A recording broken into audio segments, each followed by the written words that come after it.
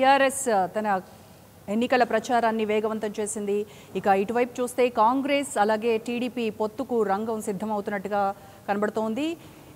వీటితో పాటుగా తెలుగుదేశంతో పొత్తుకు కాంగ్రెస్ ఇటువైపు ఆలోచనలు చేస్తూనే మాజీలంతా ఎవరైతే టీఆర్ఎస్ పార్టీలో ఉన్నారో వాళ్ళందరూ కూడా మళ్ళీ కాంగ్రెస్ వైపు వచ్చేటువంటి అవకాశం కనబడుతోంది. కాంగ్రెస్ వైపు చూస్తున్నారు. టీఆర్ఎస్లో టికెట్ ఆశించి భంగపడినటువంటి ఆశావహులు ఎవరైతే ఉన్నారో వాళ్ళంతా మళ్ళీ కాంగ్రెస్ గూటికే చేరేట్టుగా ఉంది. ఈ చేరికలని అన్నీ కూడా ఈ నెల 12న ఆ డేట్ ఫిక్స్ చేసుకున్నట్టుగా కనబడుతోంది. ఇక తెలుగుదేశంతో పొత్తుకు కాంగ్రెస్ ఆలోచన చేస్తోంది. ఇటు ఈరోజు జరిగిన టీడీపీ విస్తృత స్థాయి సమావేశంలో కూడా కాంగ్రెస్తోనే పొత్తుకు ఓకే అన్నట్టుగా కనబడుతూ ఉంది. శంకర్ని అడిగి మరిన్ని వివరాలు తెలుసుకుందాం. శంకర్, ఈ నెల 12న భారీగా చేరికలు ఉంటాయి. టీఆర్ఎస్లో టికెట్ ఆశించి భంగపడినటువంటి ఆశావహులు ఎవరైతే ఉన్నారో వాళ్ళందరూ మళ్ళీ కాంగ్రెస్ వైపు చూస్తున్నట్టుగా కనబడుతోంది. ఇన్ఫర్మేషన్ ఉందా మీకు?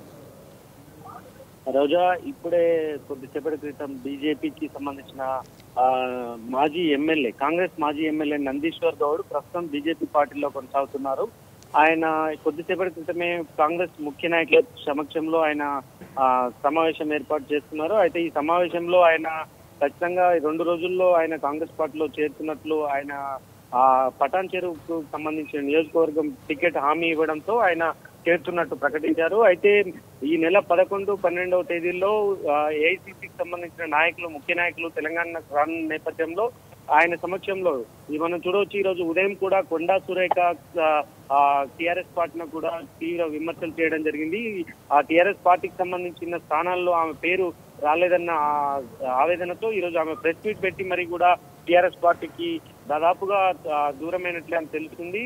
అయితే ముఖ్యంగా ఆమె కాంగ్రెస్ పార్టీలో చేరుతున్నట్టు ఇప్పటికే సమాచారం అందినప్పటికీ కూడా ప్రస్తుతం మనం 2 రోజుల్లో కాంగ్రెస్ పార్టీలో భారీ చేరికలు ఉండొచ్చు అని చెప్పుకోవచ్చు. అయితే ముఖ్యంగా డి శ్రీనివాస్ కూడా కాంగ్రెస్ పార్టీలో చేరే అవకాశాలు విస్తృతంగా కనపడుతున్నాయి. అయితే అసెంబ్లీ రద్దు తర్వాత రాజకీయ సమీకరణాలు వేగంగా మారుతుండటంతో కాంగ్రెస్ సైతం ఎన్నికల ప్రిపరేషన్ షురూ చేసింది. అయితే ఈసారి ఎన్నికల్లో పొత్తులు పెట్టుకోవాలని చూస్తుంది. అయితే కాంగ్రెస్ పొత్తులపై లెక్కలేస్తున్నారు. అయితే ఈ మధ్య కాలంలో టీడీపీతో కాంగ్రెస్ పొత్తులు ఎంతవరకు ఉంటాయనే విషయాన్ని కూడా వీళ్ళు తీవ్ర స్థాయిలో చర్చ జరుగుతుంది. అందులో భాగంగానే ఈరోజు చంద్రబాబు నాయుడు కూడా తెలంగాణకు రావడంతో ఇది ఒక్కసారిగా విస్తృతంగా ప్రచారం జరుగుతుంది. ముఖ్యంగా కాంగ్రెస్ పార్టీలో గత కొద్ది రోజులుగా ఆశావాహులు, అంటే పార్టీ కోసం కష్టపడిన వాళ్ళకి కాకుండా కొత్త అభ్యర్థులు పార్టీలోకి రావడాన్ని కొంతమంది వ్యతిరేకించినప్పటికీ కూడా టిఆర్ఎస్ పార్టీ ఇప్పటికే 105 స్థానాలని ప్రకటించింది. 105 స్థానాల్లో ఎవరైతే టిఆర్ఎస్ పార్టీలో ఉన్న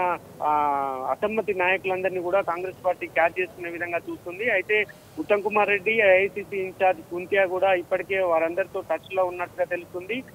మరో 2 రోజుల్లో కాంగ్రెస్ పార్టీలో భారీ చేరికలే ఉంటాయని కాంగ్రెస్ వర్గాలు ఇప్పటికే చెప్పినప్పటికీ కూడా ఇటు టీజేఎస్ నాయకులతో కూడా ఎప్పటికప్పుడు చర్చించి కాంగ్రెస్ పార్టీని ఖచ్చితంగా రానున్న రోజుల్లో అధికారంలోకి తీసుకొచ్చే విధంగా టిఆర్ఎస్ పార్టీకి ఓడించడమే లక్ష్యంగా పెట్టుకున్న కాంగ్రెస్ పార్టీ ఖచ్చితంగా టిఆర్ఎస్ ని ఓడించడానికి ఎన్ని పార్టీలు ఓపెన్ పార్టీలు ఏవి వచ్చినా సరే ఓపెన్ ఆఫర్ చేశారు.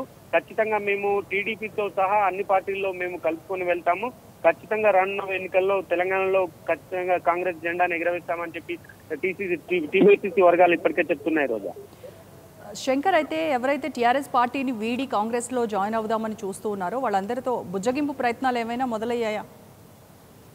ఇప్పటికే నిన్నటి నుండి కూడా కేటీఆర్ ఎవరైతే నిన్న 105 స్థానాలు ముఖ్యమంత్రి ప్రకటించిన స్థానాల్లో ఎవరైతే క్యాండిడేట్స్ అభ్యర్థులకు రాలేదో వారందరితో ఇప్పటికే కేటీఆర్ బుజ్జగించుకున్నట్టు తెలుస్తున్నది.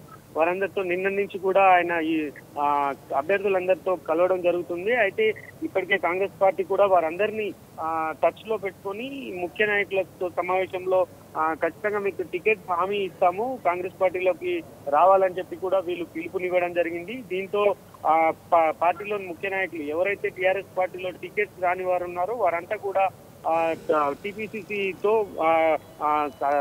సీక్రెట్ గా సమావేశం అవుతున్నారు.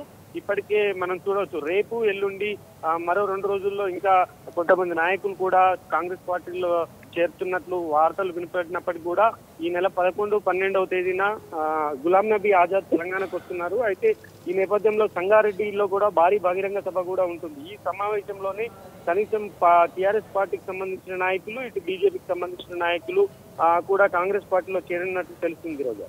Right Shankar. For more updates, please subscribe 99 TV Telugu.